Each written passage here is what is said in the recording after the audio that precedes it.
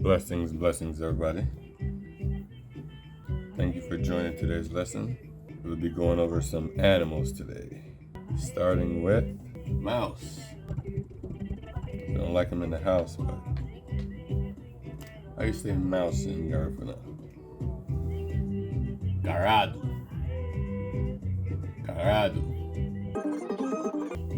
Cat. How do you say cat in Garifuna? Mesu. Next, I have crab. Crab's delicious. Crab in Garifuna. Huru.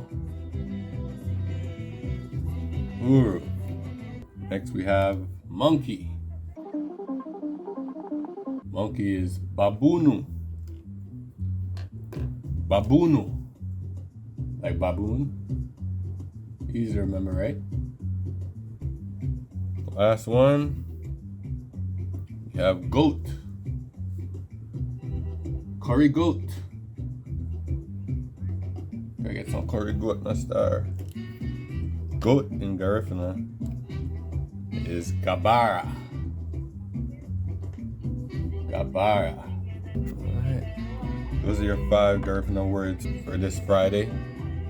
Hope you enjoyed the episode. Enjoy the great sounds of Umalali.